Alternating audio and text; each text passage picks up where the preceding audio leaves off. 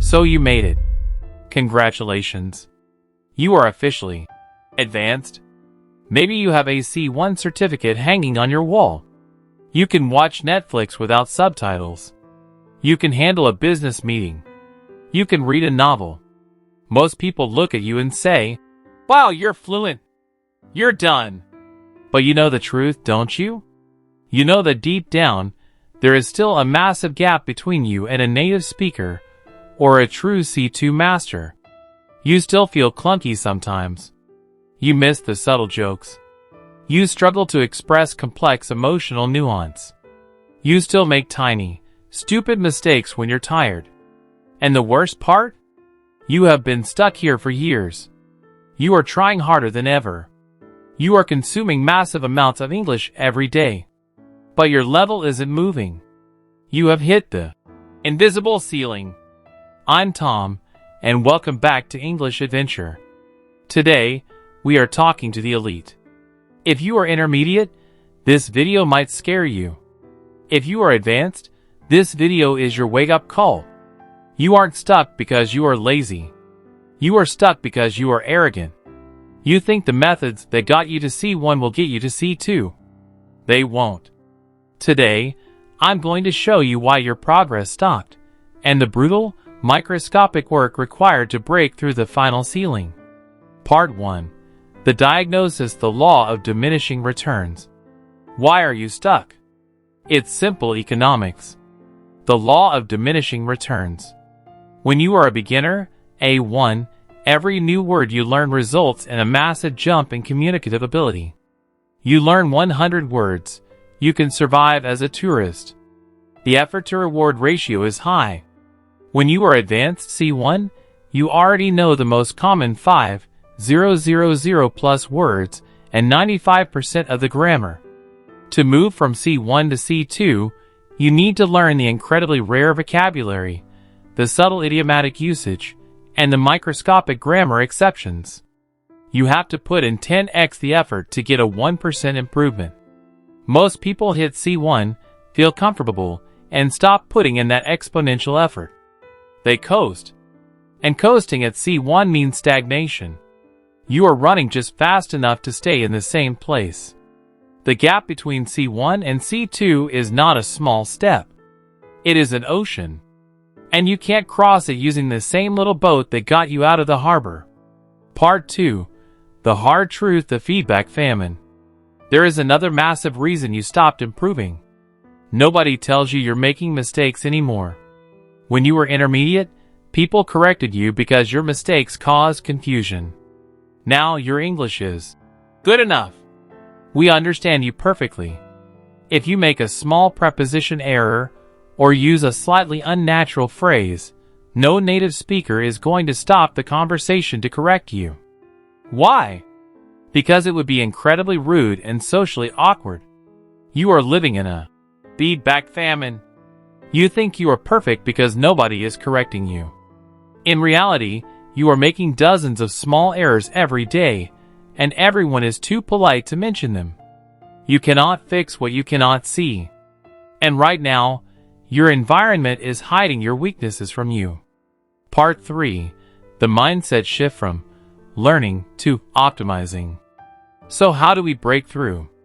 First, you must accept that studying English is over for you.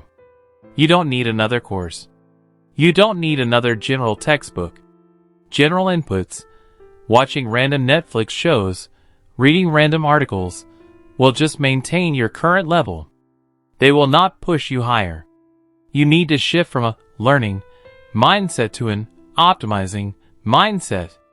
Think of an Olympic swimmer. They don't need to learn how to swim. They spend 8 hours a day analyzing the exact angle of their little finger when it enters the water to shave 0.01 seconds off their time. You are the Olympic swimmer now. You need microscopic attention to detail. You need deliberate practice focused on your tiniest weaknesses. Part 4. Tactical protocol number 1. The record and transcribe. Torture, the diagnostic. To fix the feedback famine, you must become your own harsh critic. This is the single most painful an effective exercise for advanced learners. The protocol. Pick a complex topic, e.g., the ethics of artificial intelligence. Record yourself speaking unscripted about it for 3 to 5 minutes. Sit down with the recording and transcribe every single sound you made. Every restart, every grammar mistake. Write it down exactly as it is. Now, look at that piece of paper. That is the reality of your English. It will be horrifying. You will see mistakes on paper that you didn't hear yourself make. Look for patterns. Are you always misusing articles? Are your sentences repetitive? Take a clumsy sentence you spoke and rewrite it 3 times, trying to make it more concise, more elegant, more native. This forces you to confront the gap between what you think you sound like and what you actually sound like. Part 5. Tactical Protocol Number 2: The Niche Dive. Depth over breadth. To reach C2, you cannot try to be generally fluent anymore. C2 mastery often requires deep domain expertise.